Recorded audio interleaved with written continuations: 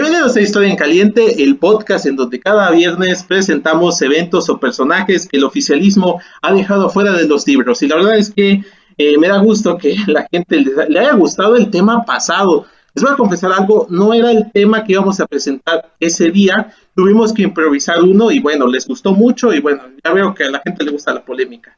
Así que temas polémicos anotado, vamos a seguir presentando más adelante.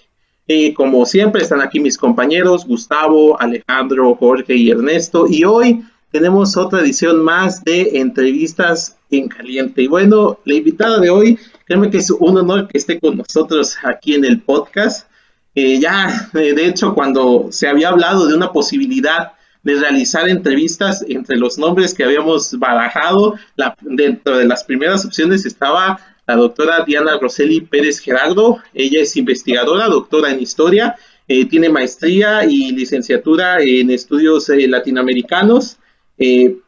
También ha tenido trabajos muy importantes como Vivir en los márgenes, Fronteras en América colonial, Sujetos, Prácticas e Identidades durante el siglo XVI y XVIII, que fue una coordinación, por lo que tengo entendido. Y bueno, su último trabajo es Ecos de 1521, Portentos y Presagios en las Conquistas de América, dentro de esta colección que se hizo recientemente acerca de los tan polémicos 500 años de la conquista. Algunos recordarán aquí en el canal, ya discutimos recientemente, lo discutimos en su momento, y bueno, hoy tal vez retomaremos algunos puntos que vimos en ese programa especial que tuvimos. Y bueno, para iniciar, pues Jorge, no sé qué pregunta quieras dar para iniciar pues esta entrevista. Gracias, Raúl. Bueno, antes que nada quiero agradecer a la doctora por estar aquí y bueno, traernos buenos recuerdos de cuando nos dio clase, ¿no? Entonces, creo que aquí todos sabemos la experiencia de haberla tenido frente al aula y bueno, siempre que llegaba a las clases iniciaba con una pregunta: ¿por qué la historia y qué es la historia, no? Sin embargo, yo quisiera preguntarle directamente a usted cómo es que llegó a esta disciplina, qué la llevó a estudiar historia para comenzar con esta charla. Si gusta comenzar y ya después le hago las otras preguntas que tengo al respecto. ¿Qué tal? Muy buenas noches. Muchísimas gracias por la invitación. Yo estoy fascinada de volver a verlos. También quiero felicitarlos por este proyecto y además esta voluntad de corresponder con una de nuestras obligaciones más difíciles de cubrir como historiadores, historiadoras profesionales, que es justamente la de vincularnos, ¿no?, con el público más amplio y que lo que hacemos tenga repercusiones, ¿no? Entonces, cualquier proyecto o iniciativa como este que ustedes están haciendo ahora me parece de absoluta necesidad y sobre todo muy provechosa. Entonces, yo muy feliz de estar acá. Pues después de los saludos y agradecimientos me voy a la pregunta. Yo han de saber que dudé cuando en ese momento de la vida de las personas, que uno es muy joven además y tiene que tomar una decisión de repercusiones de largo alcance, ¿verdad?, que es decidir qué carrera estudiar. Y en ese primer momento, pues eso, cuando uno está en el bachillerato preparatoria, es una decisión terrible, ¿no? Uno no sabe cuáles son las, por ejemplo, en mi caso, estas mínimas pero contundentes diferencias entre estudiar una carrera como historia o estudiar filosofía o estudiar antropología. Y entonces yo me decidí a estudiar estudios latinoamericanos, ¿verdad?, con todo lo que eso conllevaba. Pero estudiar historia, ya una vez que entré a estudios latinoamericanos, una carrera interdisciplinaria, que además implicaba una serie de desafíos para poder dominar metodológicamente, o por lo menos conocer, si no dominar, ¿no?, conocer estos lenguajes disciplinarios que son exclusivos y que hacen a las disciplinas lo que son, ¿no? Entonces, como foránea, ¿no?, siempre como desde el margen, parecía que la historia era una disciplina tremendamente celosa de sus formas, pero al mismo tiempo, para una carrera como estudios latinoamericanos, pues la historia era la columna vertebral.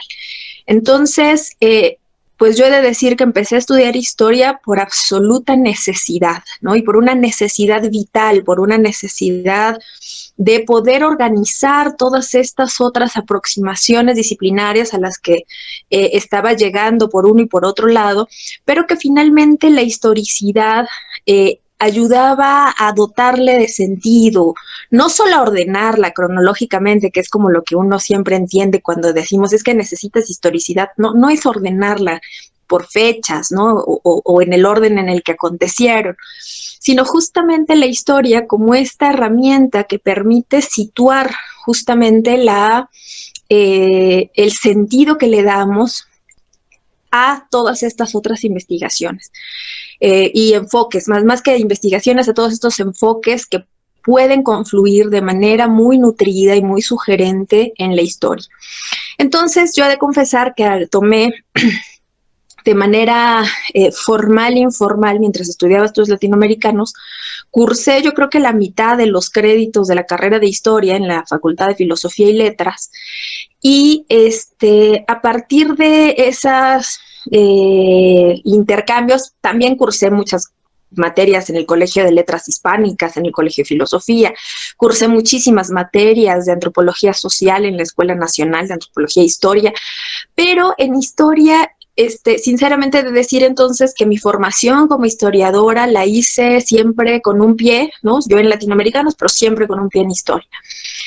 Y de ahí, fue en el doctorado cuando volví justamente sobre la historia y decidí que necesitaba hacer una pues alta especialización en historia, porque venía de hacer una serie de investigaciones sobre los grupos indígenas contemporáneos en la zona andina, particularmente la zona boliviana. Y una de las cosas que me di cuenta, porque yo tenía mucha intención de hablar bien, ¿no?, de los indígenas, de encontrar esas raíces milenarias en las formas de resistencia indígenas, y de pronto me encontré justamente con que esas aproximaciones que se habían hecho desde la sociología, desde la antropología, desde la teoría política, desde la filosofía política, habían abandonado por mucho la parte histórica. Yo dije, bueno, eso yo sé hacerlo, yo creo que es útil, yo creo que es necesario, y entonces para poder hablar justamente de estos movimientos y para poder ponerlos en su justa perspectiva, pues es necesaria una visión histórica. Entonces, como verán, mi relación con la historia, como todas las relaciones humanas, ¿verdad?, siempre ha sido de ires y venires, de amores y desamores, de encuentros y desencuentros, pero al mismo tiempo lo que sí he reconocido siempre es que es necesaria, ¿no?, que es necesaria incluso para las perspectivas trans, multi e interdisciplinarias. La historia es uno de sus ejes que permite dotarle de sentido, que permite organizar estas otras confluencias disciplinarias. Y bueno, heme aquí, ¿verdad?, siendo historiadora muy felizmente. No, afortunadamente, compartiendo su conocimiento siempre, profesora. Y bueno, respecto a este tema de estudios latinoamericanos, giraban mis otras dos preguntas que van enlazadas, afortunadamente. Entonces, quería preguntarle respecto a su carrera, a su bagaje dentro de la disciplina, ¿qué obstáculos y retos representa abordar estos temas respecto a América Latina? Ya sabemos, bueno, como ya lo mencionó Raúl, una de sus líneas de investigación pues, es América Latina, ¿no? Para quienes nos estén escuchando, ¿qué retos, qué obstáculos? Y con base en eso, ¿qué recomendaciones podría ofrecer a quienes tienen el interés de acercarse a estas líneas de investigación? ¿Qué nos podría compartir al respecto? Sí, muy buena pregunta.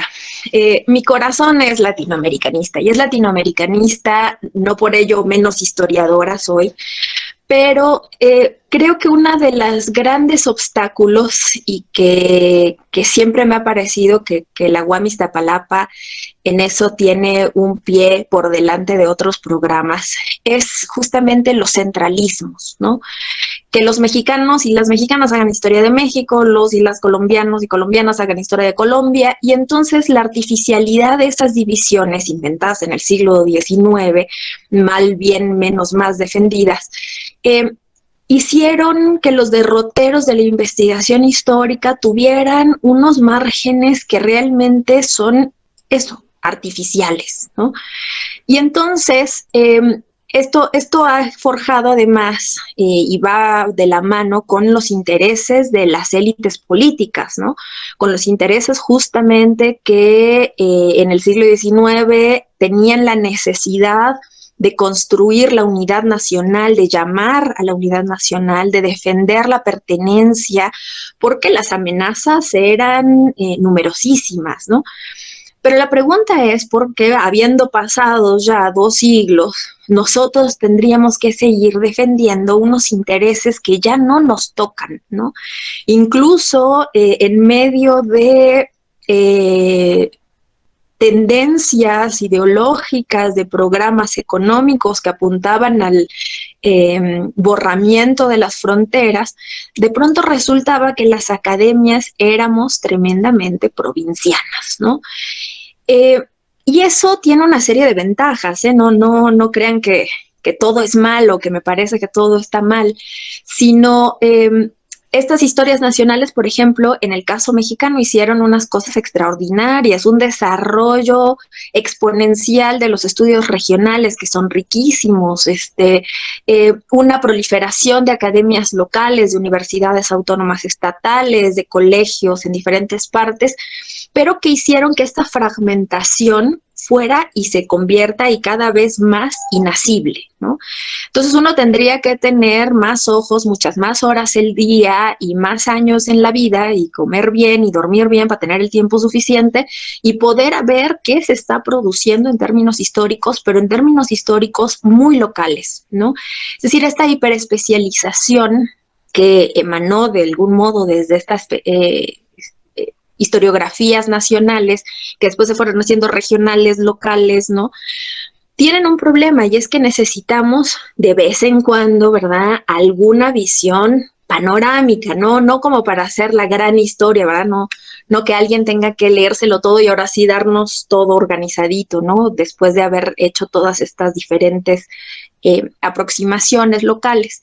Pero la pregunta es, cuando nosotros nos cerramos y nos centramos a un objeto de estudio, cuando le dedicamos nuestras horas, todos nuestros desvelos, sudores, temores, etcétera, de pronto estamos muy abocados a ese espacio, a ese tema, a esa época, y se nos olvida que todo eso está inserto en una serie de relaciones mucho más amplias. ¿Qué es lo que hace Estudios Latinoamericanos o qué es lo que nos enseñó o de cuando yo estudié y lo que intento también enseñar cuando estamos ya dando clases? Es justamente que por más que uno esté especializado, está bien seguir haciendo esas clases de estudios, pero no puede uno perder la perspectiva más amplia de las redes de poder, de las redes políticas, de las redes económicas en las que se está inserto. Entonces creo que eso, a la distancia y después de varios años y de iris y venires, creo que esa es la parte más importante para poder hacer estudios con perspectiva continental. ¿Cuáles son los obstáculos? Los obstáculos más claros es cómo accede uno a los materiales, ¿no? Sin embargo, hemos de decir que una de las cosas que han cambiado radicalmente en los últimos 10 años, pero de esos 10 años, en los últimos 2, esto se ha transformado de manera radical, es la disponibilidad de acervos digitales en línea. Entonces, si cuando yo empecé a hacer una tesis de licenciatura allá en la primera década de los 2000, ¿verdad? En el 2000 que habré empezado a hacer la tesis como 2004, 5 tal vez, no, 6. En 2006 era realmente una especie de suicidio, ¿no? Yo me acuerdo de mis profesores y profesoras diciéndome, oye, Diana, pero ¿cómo vas a estudiar Perú? O sea, ¿tienes dinero para ir a hacerte una estancia en el Perú? Yo decía, híjole, no, pues así como que yo sola me lo puedo costear ahora, ¿no?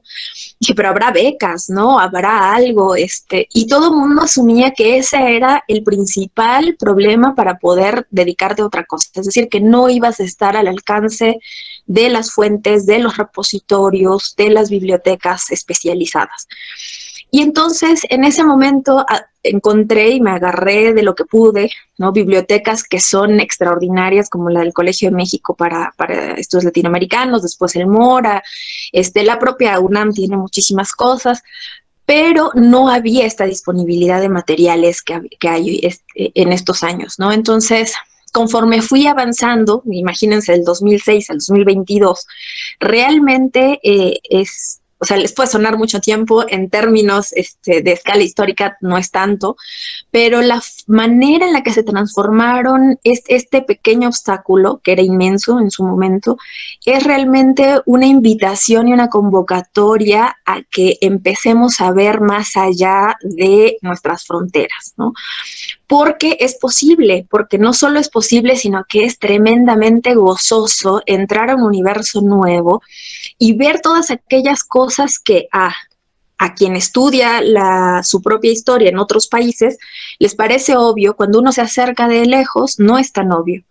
Y al mismo tiempo, cuando uno ve esas certezas que tienen otras historiografías nacionales, voltea uno a su propia historiografía y dice, claro, esos también son vicios que tenemos, o esos son ventajas que tenemos. Y entonces, incluso si uno quiere seguir estudiando un tema local perfectamente delimitado, ¿no? En tiempo, en espacios locales, está muy bien, siempre y cuando tengamos una perspectiva que nos permita todavía potenciar más nuestra capacidad crítica, ¿no? Nuestra capacidad de análisis y nuestra capacidad crítica. Entonces, ese es el consejo que yo daría, ¿no? Aprovechar que ese primer obstáculo, que era el más grande, ¿no? Era el más grande, ahora se está zanjando. No quiero decir que esté zanjado por completo, pero sí que se ha resuelto muchísimo, ¿no? Entonces, primero una invitación a que se animen a buscar en otros espacios. Dos, también hay una cantidad de becas extraordinarias de intercambios de estancias para licenciatura, ya sea de la SEP, de las propias universidades, de las universidades mexicanas y de las universidades en otros países latinoamericanos. Y entonces, que si ustedes quieren ver mundo y poner en juego sus propias certezas y viajar y hacer eso, es no solo una experiencia enriquecedora en términos personales, sino también es de tremenda utilidad para, insisto, afinar y afilar nuestro potencial crítico y analítico. Entonces, bueno, eso. Pues sí. Muchas gracias, profesora. Sí, por supuesto, creo que es muy interesante eso principalmente los obstáculos que se acortaron un poquito, ¿no? De las cosas buenas que trajo la pandemia, la aceleración de digitalización de muchos archivos, ¿no? Entonces, bueno, muchas gracias, profesora. Le dejo la palabra a Ernesto. Bueno, pues igual ya una vez que nos ha contado su experiencia en estudios latinoamericanos y de repente cómo conceptualiza esta carrera como una carrera donde, o sea, la multidisciplinariedad es el eje fundamental, de repente pues me surge la pregunta de por qué bueno, una pregunta que tiene que ver más con lo que trabajamos, por ejemplo, en las clases de América Latina, que fue leer novelas, ¿no? Recuerdo perfectamente la novela de Carpentier, de El arpa y la sombra, y me acuerdo precisamente también porque cuando estaba en ciencia política tuve un profesor que nos dejó leer El Gran Gatsby, nos dice, léanlo en clave política y vean cómo... bueno, era una clase de teoría marxista y nos dijo, léanlo en clave política y entiendan ahí las relaciones del capital. Pues bueno, entonces mi pregunta va relacionada con esto. ¿Cómo es que la literatura, ya sea novelas, cuentos, poemas, etcétera, nos permite una mejor comprensión de los procesos históricos y por qué en muchas ocasiones no es bien visto usarla como herramienta o complemento en la enseñanza de la historia? Es una muy buena pregunta. Muchas gracias. Yo debo decir que a la distancia cada vez creo más que fue uno de los ejercicios más polémicos, ¿verdad? Que he dejado que yo... Les he de confesar una cosa, ¿eh? En mi vida creí que eso fuera a desatar así unas resistencias inauditas, ¿no? Yo decía, oye, cuando a mí me dejan leer una novela, yo digo, ay, qué buena onda, ¿no? O sea, leer una novela para la escuela, bueno, para mí eso era como un privilegio, ¿no? Y de pronto pensar eso era justamente cuáles son esas reticencias, a qué se deben esas reticencias. Y una de las posibles respuestas es precisamente que no hemos abandonado, o por lo menos no nos ha abandonado todavía ese gusanito del positivismo en la ciencia histórica, ¿no? Es decir, pensar que todos tenemos un pequeño ranque dentro, así de no, pero lo que de veras pasó, a ver, ¿dónde están tus documentos, no? Y pensar que los documentos oficiales en realidad contienen la verdad, ¿no? Y entonces tenemos una discusión pendiente, siempre pendiente, porque por más que se aborde, es decir, hay que detenerse de vez en cuando a volver a pensar cuál es la relación de la verdad en la ciencia histórica, cuál es el papel de ir buscando la verdad, porque en efecto la historia, en tanto ciencia, no construye ficciones, no manipula informaciones empíricas, en general su quehacer está directamente determinado por ese trabajo empírico. Pero al mismo tiempo, pues no podemos seguir a esta altura, ¿verdad? Ya tercera década del siglo XXI, y seguir pensando que cualquier otra cosa que no venga a servir, que no esté en un archivo, ¿verdad?, no puede servir como fuente histórica. No nada más para la literatura, pienso, por ejemplo, para los testimonios orales, para la historia oral, para las etnografías, para la historia religiosa, para las historias sagradas, ¿no?, de los pueblos indígenas. Y entonces de pronto, fíjense cómo ya no nada más cruza este arcaico positivismo, sino que también empieza a cruzar con unas lógicas de racismo, de colonialidad, donde parece ser que la historia es la que está en los documentos que fueron hechos por varones, por autoridades, en el caso de la colonia, por las autoridades coloniales, donde todos los otros y la enorme cantidad de sujetos y sujetas no están presentes. Y entonces se convierte esto en un problema, insisto, no nada más de filosofía o de teoría de la historia sobre la verdad, se convierte en un problema de cómo estamos haciendo la historia, quiénes la estamos haciendo y para qué la estamos haciendo. Entonces, cuando nosotros pensamos en la literatura, estamos jugando con fuego, ¿no? Es decir, pensar que la literatura pues tiene un montón de licencias, ¿no? Y esas licencias permiten no solamente juegos en el lenguaje, sino tergiversar, potenciar las narraciones y los relatos a partir de la ficción. Pero así como la historia apunta a la verdad, pero la verdad siempre está sujeta a interpretación, pues también en la literatura no siempre, no todo lo que está en literatura realmente es ficción, o que ficción sea un sinónimo de mentira, ¿verdad? Entonces, ¿qué es lo que estamos jugando? Lo que estamos jugando cuando usamos a la literatura como fuente no es porque estemos buscando verdades dentro de las novelas, ¿verdad? No estamos buscando verdades, y sobre todo porque no estamos buscando verdades, pues porque no somos positivistas, ¿verdad? No estamos pensando que la verdad está ahí esperándonos así en el archivo para que nosotros la encontremos, ni en una novela, ni en un cuento corto, ¿no? Pero lo que sí es cierto es que la novela lo que hace es que son productos de tiempos y contextos de épocas específicas, ¿no? Y lo que nosotros podemos ver en una novela, en un cuento, en un poema, no es el dato concreto que está ahí, sino justamente qué es lo que refleja de la época en la que fue escrita, del autor o autora, de la recepción, de la crítica que se hicieron de ellas. Es decir, hay tantas formas de tomarla que esa discusión inicial de si lo que está ahí es verdad o es mentira o es ficción, pues queda tan pequeño y tan corto respecto a todo lo que se puede hacer con una novela o con una obra literaria, ¿no? Entonces, justamente ahora estoy pensando, alguien diría que las novelas de caballería, por ejemplo, ¿no? Que el Amadís de Gaula, las Sergas de Esplandián, en fin, todas estas son tremendas ficciones, están pobladas de anillos mágicos, de monstruos, de cíclopes, legistrones, y alguien diría, pero a ver, enséñame un cadáver de un legistrón. No, pues nunca vamos a encontrar un cadáver de un legistrón, ¿verdad?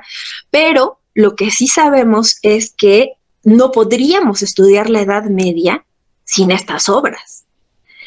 Y entonces, ¿por qué la Edad Media sí la podemos estudiar así y no así las dictaduras latinoamericanas a partir de la literatura, ¿verdad? O el propio proceso de descubrimiento e invención de América a partir de una novela tan rica como la de Carpentier, ¿no? Que mencionaban.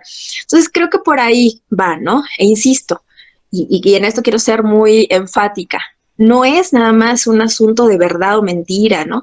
Sino también en efecto de en dónde vamos a encontrar las voces de todos estos sujetos que no están en las fuentes tradicionales. Tendremos que ir avanzando porque nos interesa hacer esta historia que contemple mujeres, que comprenda sexualidades disidentes, que comprenda transgresores y transgresoras, que comprenda revoluciones, que comprenda, y entonces ahí es donde para poder encontrar estos sujetos pues necesitamos ampliar pues, nuestros propios horizontes, ¿no?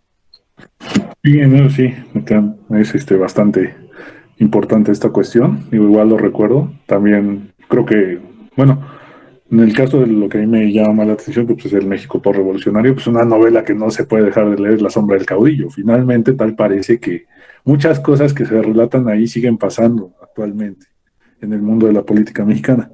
Y bueno, igual dentro de esta cuestión ya de lo que tratamos de el positivismo y la búsqueda de la verdad, pero también todo lo que igual vimos en clases, por ejemplo, con la obra de O'Gorman, la invención de América y todo lo que implica para los europeos y para los propios nativos de aquí, la conceptualización de un nuevo continente, una nueva tierra que es recién descubierta, pues ya retomando este tema de los 500 años de la caída de Tenochtitlan, prácticamente el proceso de conquista de América, del inicio del proceso de conquista en otras latitudes y demás del continente, ¿qué cree que pensaría O'Gorman acerca del tratamiento que se ha hecho del tema? Sobre todo, por ejemplo, en el caso mexicano, sería lícito decir que los españoles tienen que disculparse por lo que hicieron y demás.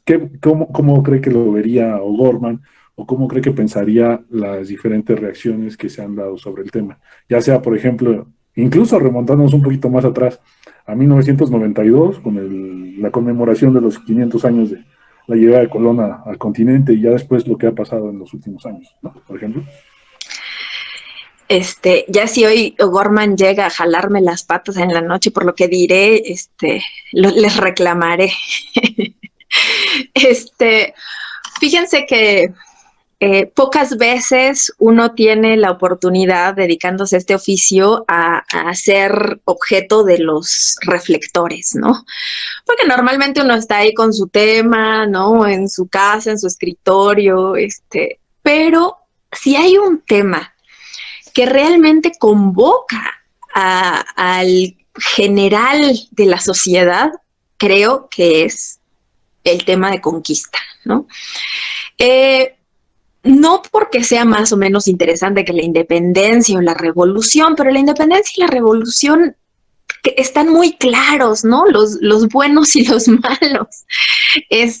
Dicen que no hay buenos y malos en la historia, pero la historia es muy buena, es extraordinariamente hábil para delinear buenos y malos, ¿no? Y en la conquista, hasta hace unas décadas, estaba muy claro quiénes eran los buenos y quiénes eran los malos, ¿no? Depende de qué lado estuvieras posicionado. Y esa es la diferencia. La diferencia es que hay que posicionarse en la confección histórica, es decir, no somos, no podemos ser del todo objetivos, pero podemos ser sinceros y debemos ser sinceros y sinceras en nuestros intereses, ¿no? Eso es lo que diría O'Gorman. Eso es lo que diría O'Gorman y eso es lo que dice toda esa corriente inaugurada, bueno, no inaugurada, pero de la que él es uno de los representantes más visibles, y es que tendríamos que ser abiertos en qué nos estamos jugando con una y con otra postura al respecto. Entonces, lo de menos es ver los intereses como más explícitos, ¿no? Un poco los más... pues no les quiero decir soeces, pero esos son, ¿no? Los que se juega un gobierno en turno, ¿no? Los que se está jugando un gobierno en turno que al tomar el tema y ponerlo en la palestra pública, lo que está ganando es visibilidad, dirigir las discusiones, y entonces ahí los intereses, en este caso el presidente, son muy claros, ¿no? Son tremendamente nítidos. Pero la pregunta es, o sea, porque ahí sí, pues no hay claroscuros, ¿no? El otro quiere meter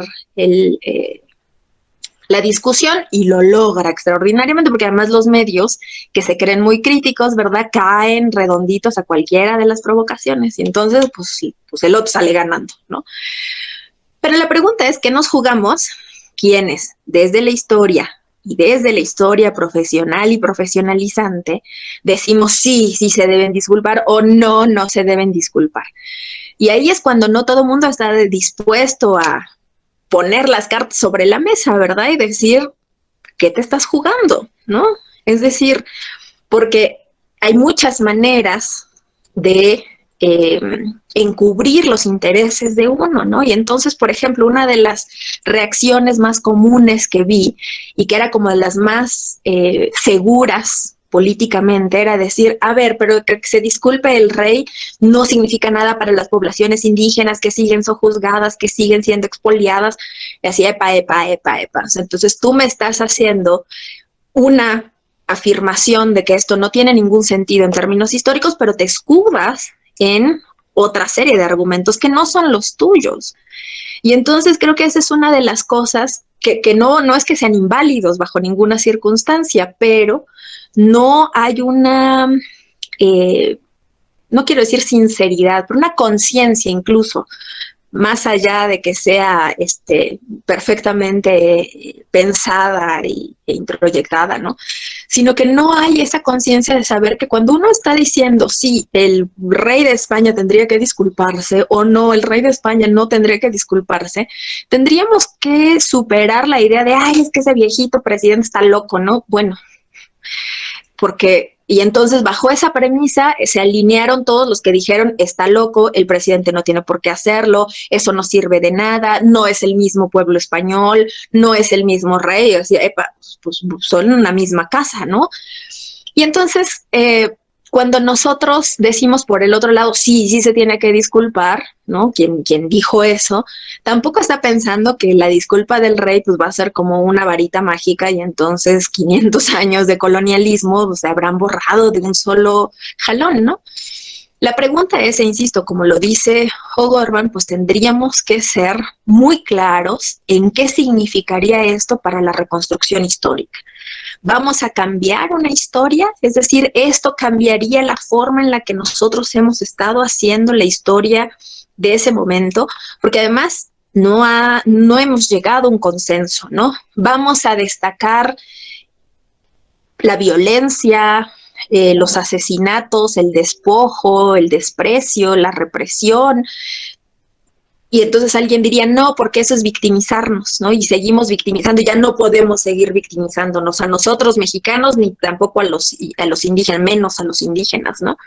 Claro, pero entonces hacemos una historia que no victimice, pero entonces anulamos y hacemos una historia de cómo el rey estaba en todas partes, y entonces cómo hay un concierto político y la república realmente subyace a todos estos espacios. Tiene mucho sentido desde la historia política repensar cómo el rey puede sostener en amplios espacios del globo un gobierno que funciona, ¿no? Sin haber separado en la enorme gran mayoría de esos dominios.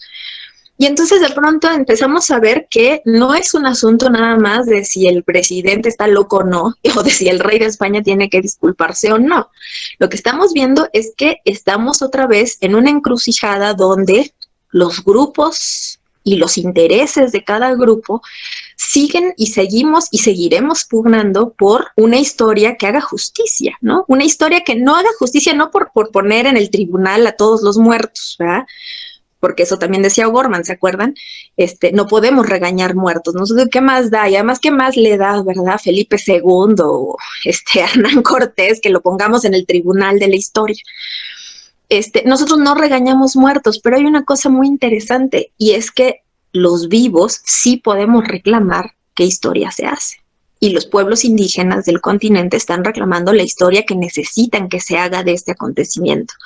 Y los grupos en el poder tendrán que reclamar la historia que ellos necesitan para eso. Y los migrantes españoles en México pues también seguramente estarán diciendo, oigan, no nos dejen tan mal parados, ¿no? No somos los mismos. Y los catalanes y los vascos, ¿no? Estarán haciendo sus propias modificaciones de la historia, porque la historia es eso, ¿no? No solo no regañamos muertos, pero sí tenemos que hacer una historia para la vida. Y eso es lo que dice O'Gorman. Y esa historia para la vida es la segunda parte, ¿verdad? Es qué vida es la que queremos, ¿no? Y qué proyecto vamos a empujar, y a partir de eso podremos empujar una perspectiva sobre ese acontecimiento que funcione para los proyectos que uno empuja, ¿no? Y ahí es donde decía, pues lo más importante sería ser uno abierto, lo más sincero posible, de cuáles son los intereses que uno está defendiendo, que uno y una está defendiendo. A veces, y eso es lo que, y con eso cierro, a veces lo que a mí me llama mucho la atención en estudiantes cuando están haciendo sus trabajos, es que de pronto en términos del meeting político, en la asamblea, ¿verdad? En la marcha tienen clarísimos sus objetivos, pero cuando ya están haciendo su trabajo, así agarrando sus fuentes y copiando referencias de aquí y de allá, no se están dando cuenta que lo que están poniendo en sus tesis, en sus trabajos finales, pues realmente responden a ciertos grupos de interés. Entonces, replicar a la autoridad pues implica también replicar sus intereses, ¿no? Habrá que ver, y por eso necesitamos afilar así, ¿no? Los colmillos grandes de la crítica, porque en efecto mucha de esa historia pues se ha hecho, más bien toda la historia se ha hecho con intereses, y cuando nosotros replicamos la versión de uno o la versión del otro, tendríamos que saber, ¿no? ¿Qué son esos intereses que los movieron a ellos? Y si son los nuestros, si los compartimos, y luego entonces sí los replicamos. Porque si los replicamos nomás porque es el más famoso, porque es SNI 36 o porque... entonces nos estamos quedando a deber, ¿no? Justamente con el proyecto político que apoyamos y que nos importa, sea cual sea. Sí, no, pues, esta cuestión está bonito, ¿no? La parte de la consigna y demás, pero como dicen, está bonito pensar la revolución, pero hacerla ya es otra cuestión. Y sí, es cierto, o sea, de repente uno está haciendo sus trabajos y plantea algo distinto, pero ya una vez revisando las fuentes te quedas, ¿de verdad te quieres atrever a hacer la tarea de repensar lo que te han enseñado, lo que has aprendido?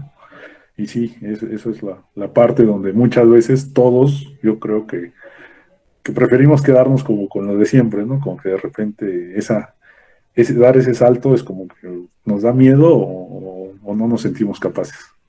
Sí, gracias. Gracias a ti. Oigan, también se pueden hacer revoluciones ñoñas, ¿eh? Yo cada que doy pues les digo que estoy buscando huestes y reclutando huestes para la revolución historiográfica, que es una revolución ñoña, no hay de otra, porque requiere un montón de trabajo, pero es una revolución al fin y al cabo. Uh-huh. Informaremos parte en este programa. No, y es que es cierto, porque de repente algunos programas que hemos tenido decimos lo mismo, a veces tenemos que cuestionar las fuentes de los hechos de los que hemos abordado, ¿no?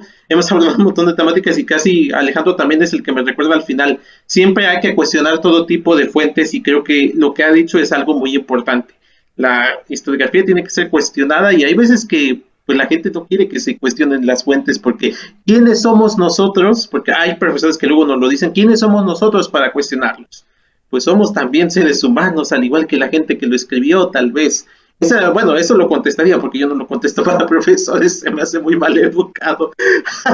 Pero bueno, así mis preguntas, en este sentido de las discusiones que ha habido de los 500 años, hemos visto que en Facebook se han formado de repente dos bandos.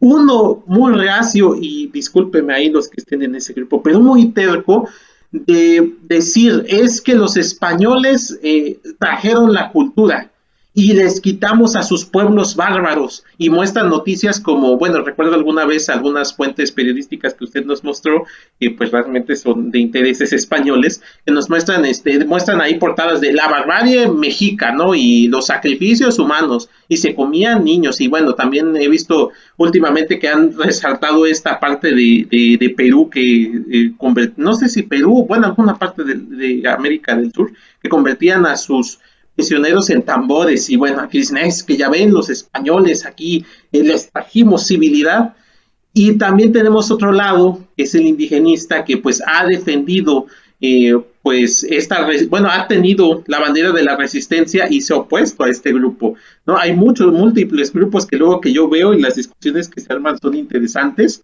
Y en este sentido yo le quisiera preguntar a usted, ¿qué piensa o qué cree que hay de malo o de bueno en la interpretación histórica en tiempos de redes sociales? Un poquito jugando con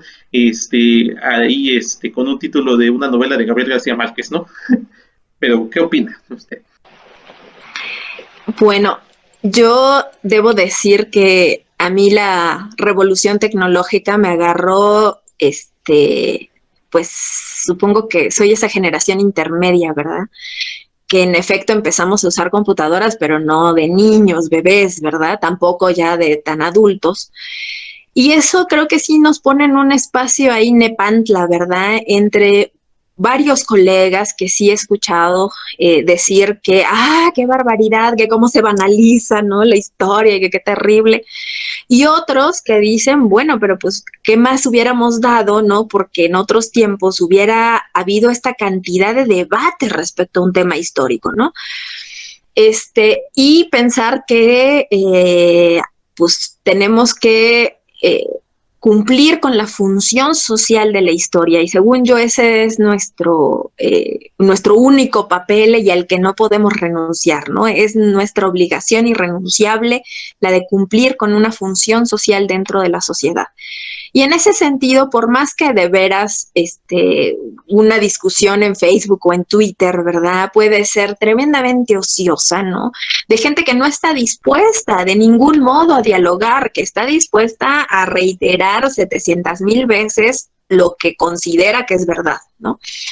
Entonces, más allá de eso, porque sí puede haber estas discusiones infumables, ¿verdad? Sí, eternas y tremendamente violentas. Esto sí me desquicia, he de decir. Pero fuera de eso, a mí me parece maravilloso que alguien se aviente y se dedique y que haya gente comprometidísima contestando comentario por comentario, ¿no? Y tratando de razonar y de dialogar. Bueno, a esas personas las admiro, todo mi respeto, independientemente de las posiciones que tengan, siempre que argumenten, ¿no? Esa es, según yo, nuestra única, ¿cómo se llamará? No obligación, pero lo que hace a un debate es que las partes ofrezcan argumentos y no desprecio. Eso es lo único, ¿no? Obviamente, pues el desprecio, la burla, los racismos, los clasismos, ¿no? Esos sí son tremendamente violentos en muchas de estas discusiones, ¿no? Y entonces lo mismo está el que, pues, ¿para qué escribes con S si va con C, ¿no? Y así, bueno, pero el señor y la señora tienen una serie de argumentos que están expresando de la mejor manera posible. Tú eres el que es incapaz de poder ver un poquito más allá de la S que se le fue, ¿verdad? Y entonces yo sí creería que, y particularmente en la coyuntura de los 500 años, bueno, estos debates se ampliaron y se multiplicaron de una manera que no hubiéramos soñado ni siquiera en 1992. E insisto, en 1992 yo no participaba de ningún debate, yo coloreaba mi libro de Cristóbal Colón, y ya, ¿no? Pero esos debates que se aventaban, por ejemplo, en el 92, O'Gorman y León Portilla, a partir de las comisiones que desde España se estaban organizando en todos los países latinoamericanos, pues no alcanzaban o no permeaban a tal nivel al resto de la población, ¿no? En cambio, he de decir que no solo en las redes, déjenme les cuento apenas dos cosas. La primera es una anécdota, ¿no? Nos invitaron a presentar la colección México 500, de donde forma parte el libro de Ecos de 1521, y en la Feria Internacional del Libro, que ya se hacía por primera vez, era de las actividades que ya regresaban a ser presenciales. Y entonces una cosa es estar atestiguando, ¿verdad?, todos estos debates en las redes sociales donde uno está resguardadito en su sillón.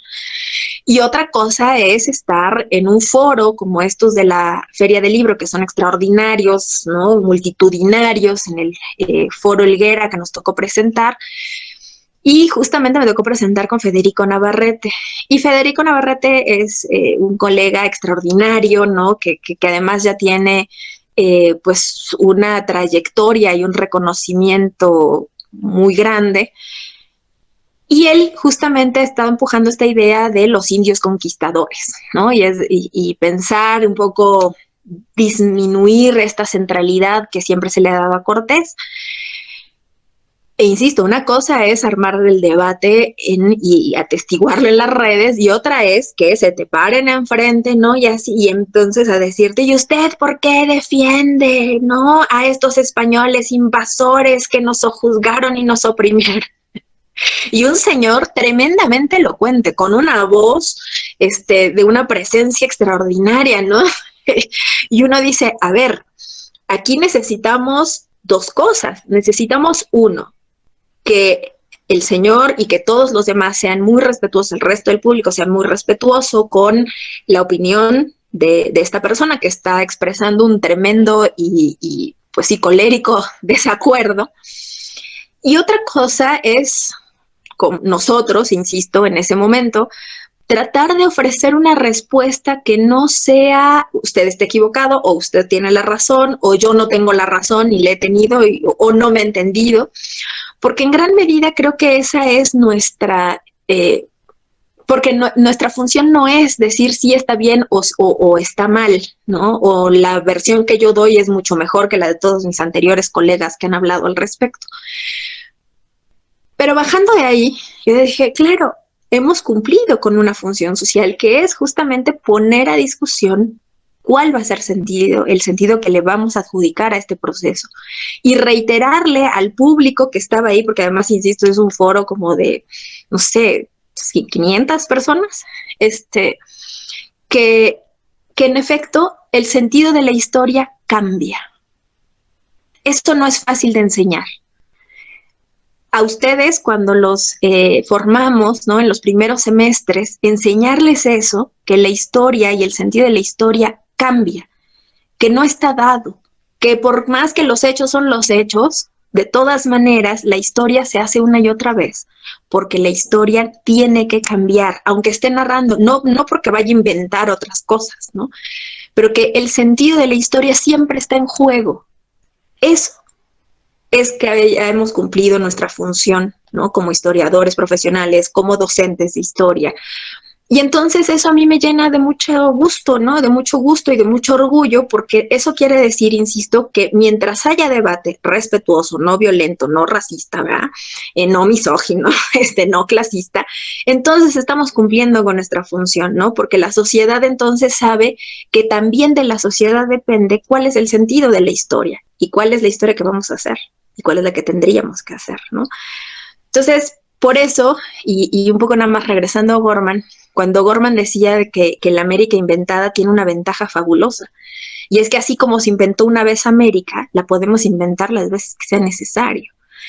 Entonces, en la historia es eso, ¿no? Podemos ser ahora la tierra de la libertad, de la justicia, ¿no? De la igualdad, de la equidad, porque si la inventaron una vez, pues la podemos volver a inventar, ¿no? Que esa es una de las cosas extraordinarias. Y entonces, insisto, enseñar eso es muy difícil. Eso, por ejemplo, lo podemos discutir, ¿no? Y se puede vivir en una escena como estas.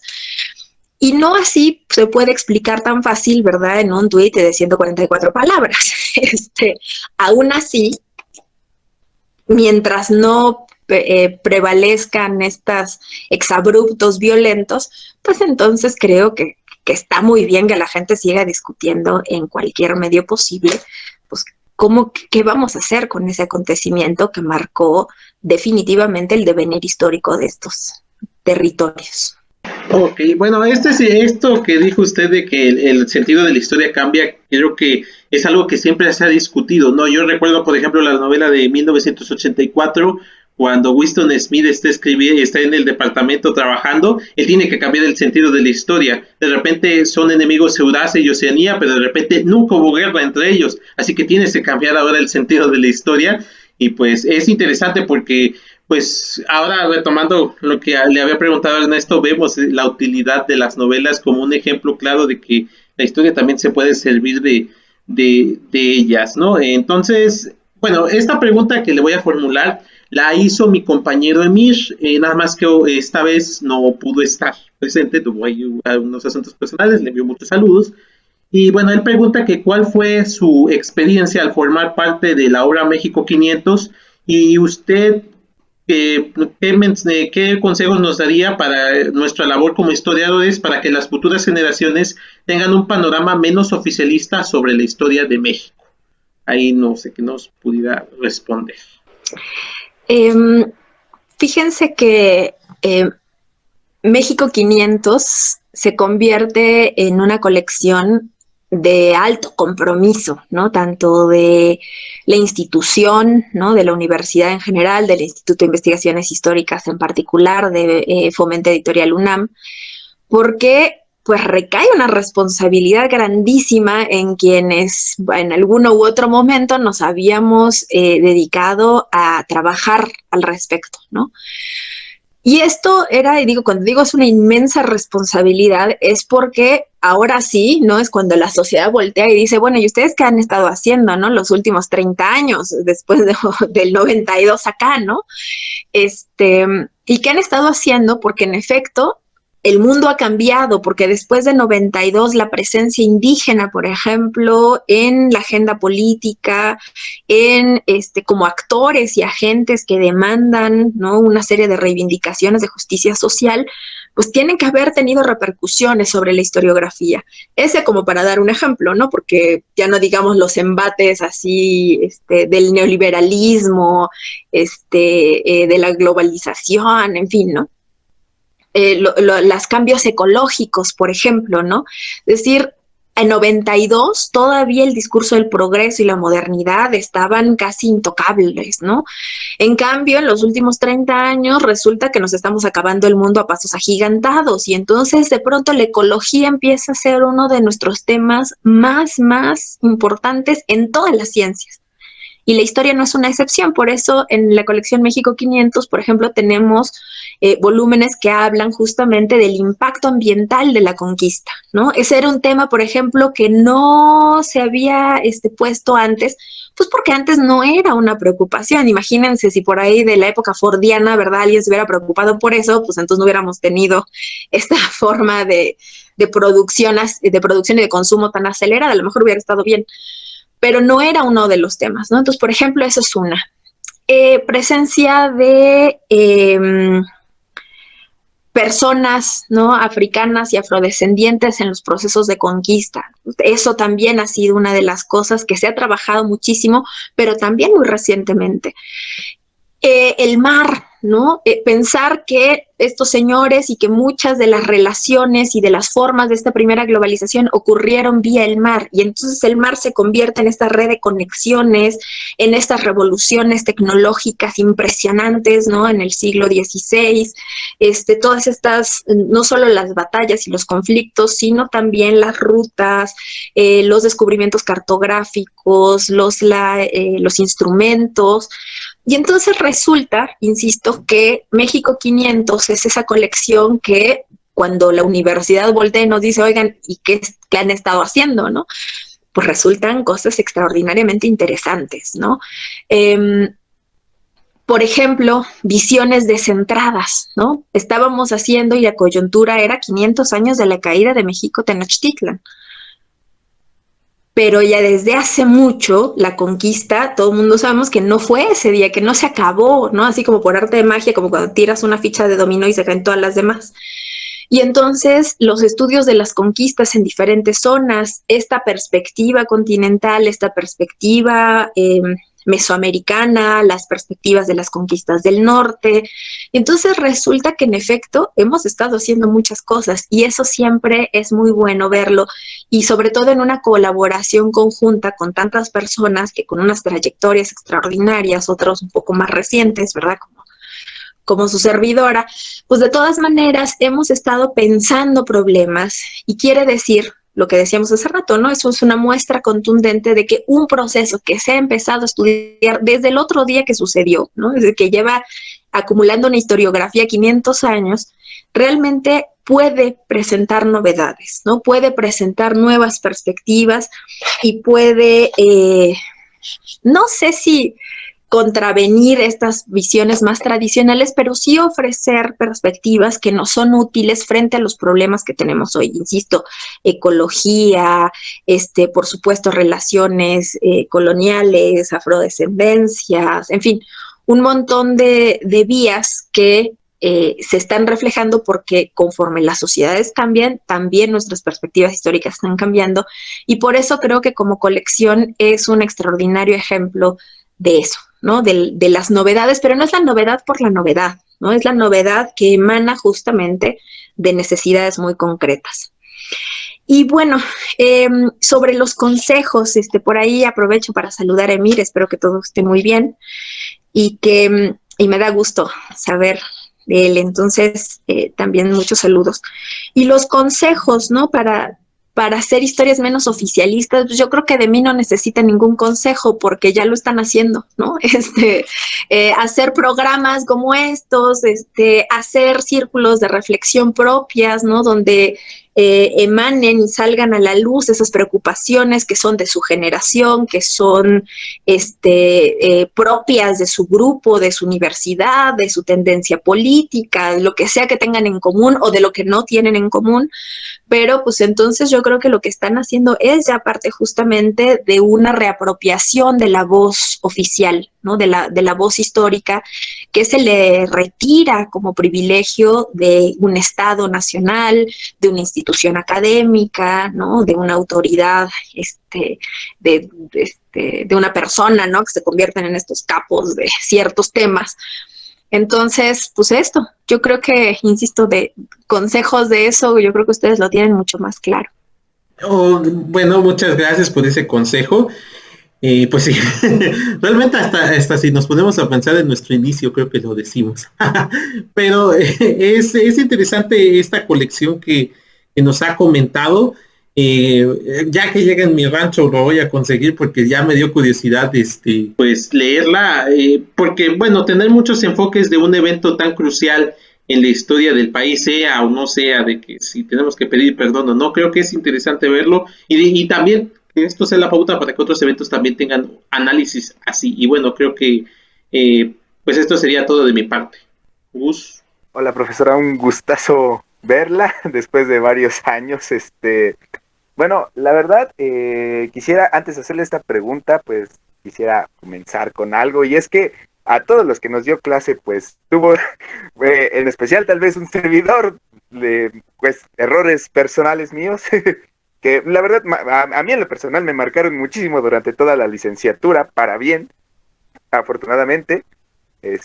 Mis compañeros también me ayudaron mucho a reflexionar sobre ello, pero bueno, como les estaba mencionando, ¿no? A todos los miembros de la licenciatura en general, a los que nos llegó a dar clase, pues de una u otra manera nos dejó una marca muy especial, así que quisiera preguntarle cuál ha sido su logro más grande como profesora durante todos los años que lleva dando clase. Wow, esa es una muy buena pregunta, Gustavo. Qué gusto saludarte también. A ver, yo tengo creo que un problema para poder llegar a una respuesta con la pregunta, y es que para mí el logro más grande lo tengo cada semestre, cada trimestre, cada año, que es concluir un nuevo ciclo. Pero concluirla no por sentirme aliviada de que ya acabó, ¿no? Sino justamente porque hay una de las cosas que a mí me convocan y que me mantienen en este oficio, es decir, que me convocó desde el inicio, que me mantienen en este oficio y que me mantienen con las ilusiones y el interés vivo, es justamente la docencia. La investigación para mí es una actividad un poco egoísta, ¿sabes? Porque pues uno busca, ¿no? Se encierra en el archivo, en su casa, en su cubículo, y entonces sigue los intereses propios, ¿no? Y entonces lo va uno siguiendo y ahí se va metiendo en los meandros de cierto tema, en los recovecos de alguna cosa, de alguna fuente, y es una actividad per se solitaria, ¿no? La investigación es un poco egoísta y es un poco solitaria. Y la docencia es todo lo contrario. La docencia requiere de una generosidad constante, de una tenacidad, de un despliegue de fuerzas, ¿verdad? Y que al mismo tiempo esa generosidad siempre se ve retribuida, ¿no? Con los estudiantes, con las estudiantes. Y creo que ese es uno de los logros más grandes para mí, es en sí la docencia, ¿no? Porque al mismo tiempo, en ese intercambio, yo sé que suena medio cliché, ¿no? Que cuando nosotros somos maestros, maestras, aprendemos mucho de los estudiantes y las estudiantes. Parece un cliché, pero no es un cliché, es una forma de vida, ¿no? Porque justamente cada generación tiene intereses, hay otras generaciones que no tienen intereses, ¿no? También tocan de vez en cuando, y despertarles, convencerlos, hacer ese esfuerzo por explicarse, por presentar los problemas, creo que eso es lo que requiere una serie de esfuerzos que, insisto, a mí en lo personal son los que más me importan, ¿no? Y me importan porque los frutos y las recompensas son muy inmediatas, ¿no? Lo mismo en sus trabajos finales, que conforme uno los va encontrando después en la vida, pues uno le da un montón de gusto, ¿no? Este es uno de estos extraordinarios ejemplos. Entonces yo creo que en la docencia eso para mí en sí misma es un logro.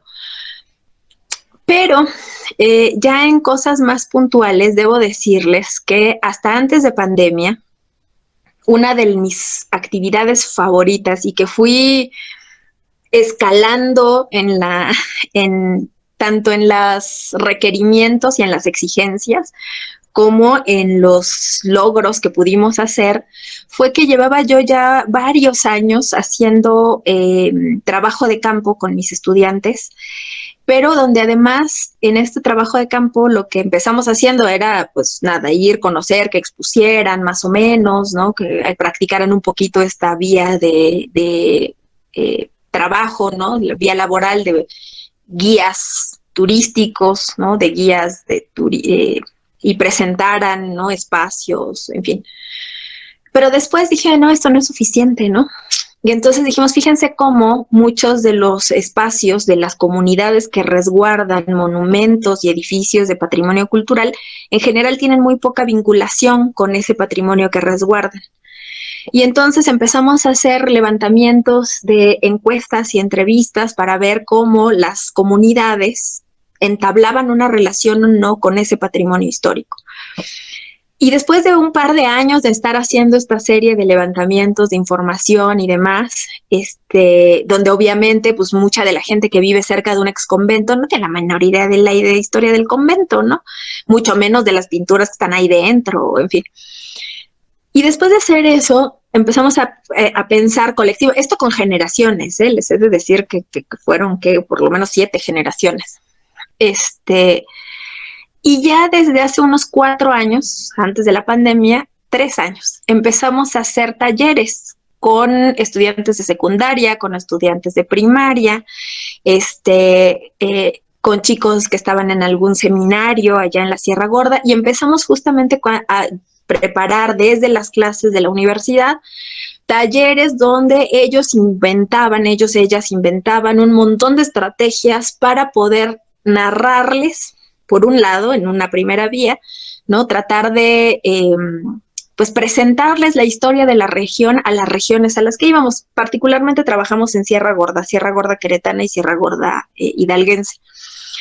Y entonces, y al mismo tiempo, no solamente que el intercambio fuera desde nosotros que íbamos de la ciudad con estos estudiantes de educación media y media superior, sino también para que ellos pues, nos enseñaran a nosotros, ¿no? Y ahí fue cuando en esas prácticas de campo tuvimos también la intervención de muchos geógrafas que estaban, y de pronto empezamos a tener unas cosas extraordinarias, ¿no? Por ejemplo, cartografías comunitarias que nosotros hacíamos con los chicos y las chicas y los estudiantes, o por ejemplo, en otra ocasión logramos hacer una reproducción de los murales de Ixmiquilpan que los niños dibujaron, que la gente de acá llevaba por fragmentos y entonces lo dibujaron, y entonces en la escuela quedó pegado un mural que ellos mismos hicieron. Lo mismo juegos de mesa, ¿no? Hicieron una especie de serpientes y escaleras de la vida de Fray Junípero de Serra, ¿no? Y entonces lo fuimos jugando por todas las escuelas de la Sierra Gorda y siempre se lo querían quedar, ¿verdad? Nunca se nos ocurrió. Otra generación hizo, por ejemplo, y diseñó un juego como Risk, ¿saben? De que hay que dominar el mundo, pero de conquista, ¿no? De conquista de la región, y entonces salen grupos chichimeques, grupos pames, grupos no sé qué, los religiosos y los agustinos, y luego los franciscanos, ¿no? Y entonces jugaban con dados, ¿no? Y yo, cuando me lo diseñaron los estudiantes y las estudiantes, debo decirles, dije, no, va a estar dificilísimo, ¿cómo creen que los niños van a...? Bueno, ya se los estaban arrancando ahí los niños porque los querían, ¿no? Y creo que ese es uno de las experiencias que a mí más me han gustado, porque implicaba que mis estudiantes, los míos, se esforzaron y estudiaron de una manera, bueno, de un compromiso inaudito, ¿no? Se esforzaron mucho creativamente, que además tuvimos, insisto, ¿no? La contribución de muchos colegas de geografía que nos empezaron a hacer, por ejemplo, a hacer un diseño de maqueta de orografía y de cómo se forma la Sierra Gorda. Esto de las cartografías fue muy interesante, en fin. Y creo que eso es una de las cosas que no requiere tantos recursos, requiere todos los recursos de voluntad y de trabajo, pero no tantos recursos económicos como luego las instituciones quieren insistirnos, y que es una forma extraordinaria de vinculación entre la universidad y las comunidades, ¿no?